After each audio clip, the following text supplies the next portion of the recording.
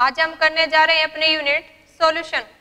हमने सॉल्यूशन में कुछ लेक्चर कर लिए हैं, उसी को आगे बढ़ाते हुए हम सॉल्यूशन में आगे कर रहे हैं types of solution according to Raoult's law. और टाइप्स ऑफ सॉल्यूशन भी कौन से कर रहे हैं हम? Liquid solution.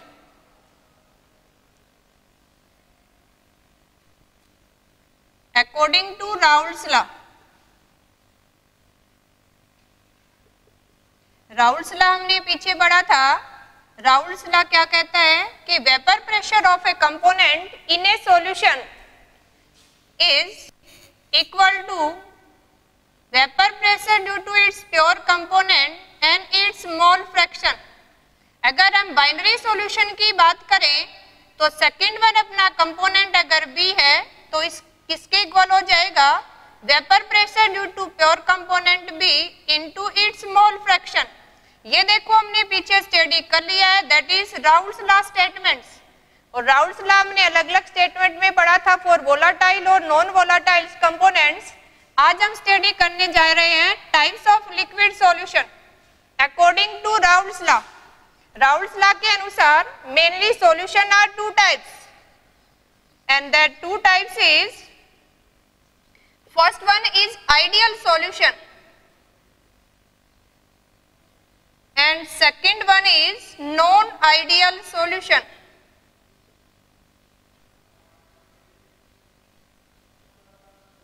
देखो हम फर्स्ट वन आज स्टडी करेंगे कि आइडियल सॉल्यूशन। आइडियल सॉल्यूशन क्या होता है? वैसे तो नेचर के अंदर कोई भी आइडियल सॉल्यूशन नहीं है, लेकिन some solution at a particular concentration at a very low concentration behave as a ideal solutions, or that solution in which component that is solute and solvent have same structure or same morphic can behave as a ideal solution। ideal solution को हम क्या कहेंगे? solution that obey Raoult's law at every concentration and temperature। ऐसा solution जो Raoult's law को every concentration and temperature पे follow करे उसको हम क्या बोलेंगे? Ideal solution. अब आइडियल सॉल्यूशन को मैथमेटिकली हम कैसे एक्सप्लेन कर सकते हैं? दैट मीन्स उस सॉल्यूशन के अंदर कौन कौन सी प्रॉपर्टीज होंगी, यानी प्रॉपर्टीज ऑफ आइडियल सॉल्यूशन। और प्रॉपर्टी ऑफ आइडियल सॉल्यूशंस कौन सी हो जाएंगी? फर्स्ट वन हम कहेंगे कि change in enthalpy on mixing should be equal to 0।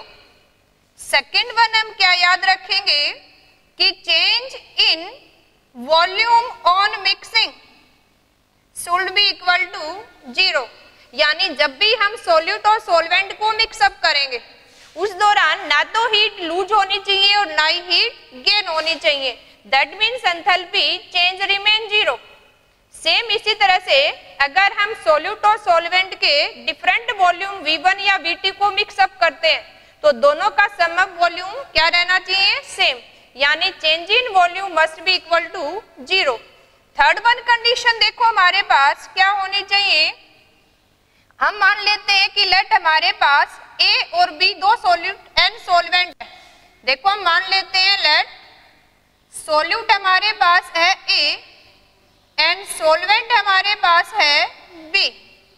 अब अगर हम उसको आइडियल सॉल्यूशन बोल रहे हैं that means intermolecular force of attraction between A, या हम कहें कि intermolecular force between B and B should be equal to intermolecular force between A and B।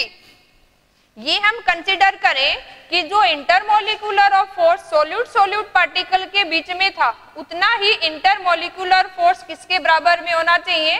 Solute और सोलवेंट पार्टिकल्स। ये हम किसकी बात कर रहे हैं? इंटरमोलिकुलर फोर्स, दो पार्टिकल्स के बीच में जो फोर्स ऑफ अट्रैक्शन ऑपरेट करता है वो सोल्यूट सोल्यूट के बीच में या सोलवेंट सोलवेंट के बीच में जितना था सेम किसके बीच में होना चाहिए? Solute and solvent.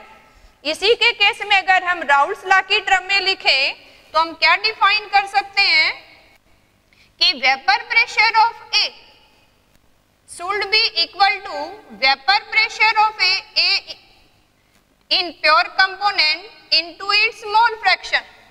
अगर B कंपोनेंट की बात करें तो क्या होगा कि vapour pressure of B should be equal to vapor pressure due to pure component of B into its mole fraction।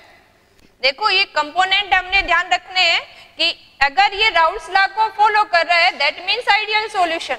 अब आइडियल सॉल्यूशन के लिए हम ग्राफिकली कैसे एक्सप्लेन करेंगे, इस ग्राफिकली एक्सप्लेन करने के लिए हम vapour pressure versus mole fraction graph draw करते हैं। और इसके लिए देखो हम एक्स एक्सिस वाई एक्सिस के अंदर ड्रा कर लेते हैं, सॉल्यूट और सॉल्वेंट दोनों के लिए ड्रा कर रहे हैं हम। यहाँ हम ले लेते हैं वेपर प्रेशर और यहाँ ले लेते हैं हम मोल फ्रैक्शन। अगर हम यहाँ बात करें एयर इज मोल फ्रैक्शन, हमने ए सॉल्यूट को माना है तो ए अगर यहाँ ले इनिशियल कंडीशन में प्योर ए है that means mole fraction of B क्या है, 0। ऐसे कंडीशन में जब मोल फ्रैक्शन ऑफ ए 0 हो जाएगा तो mole fraction of B is complete 1। इसी के लिए हम ग्राफ ड्रा करते हैं। देखो वेपर प्रेशर के साथ यहाँ प्योर कंपोनेंट ए है that means vapour pressure due to pure component of A maximum होगा। इनिशियल कंडीशन से हम इसको स्टार्ट करते हैं 0 से लेके, तो ये हमारी एक स्ट्रेट लाइन हमें मिलती है। सेम अगर हम बी के लिए कंसीडर करें सॉल्वेंट के लिए, जनरली हम देखो सॉल्यूट किसको मानते हैं जो लेसर अमाउंट में है, सॉल्वेंट किसको मानते हैं जो लार्जर अमाउंट में है। तो ये क्लियरली हमें पता है कि अमाउंट ज्यादा है तो इसका वेपर प्रेशर भी ज्यादा होगा, तो इसका ग्राफ थोड़ा सा ब्राइट बनाना है हमने।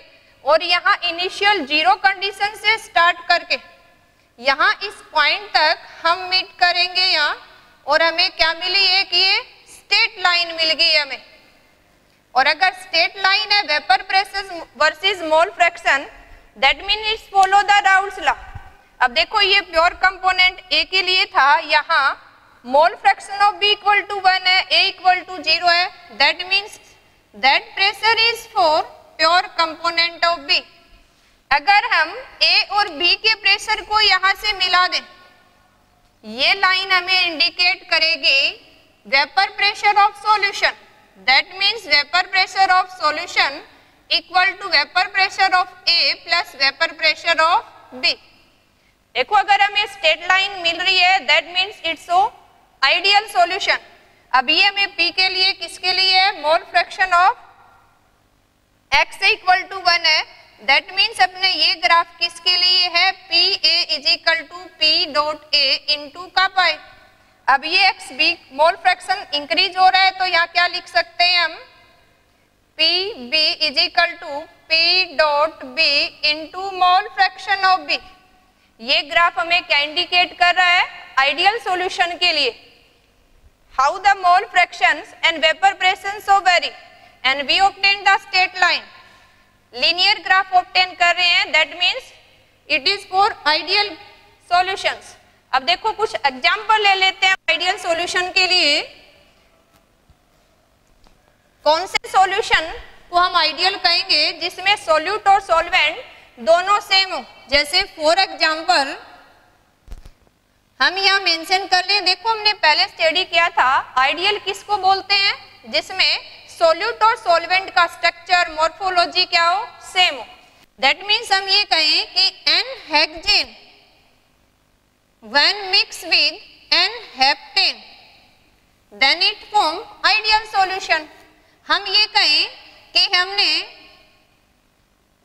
इथेनॉल प्लस कर दिया है मीथेनॉल,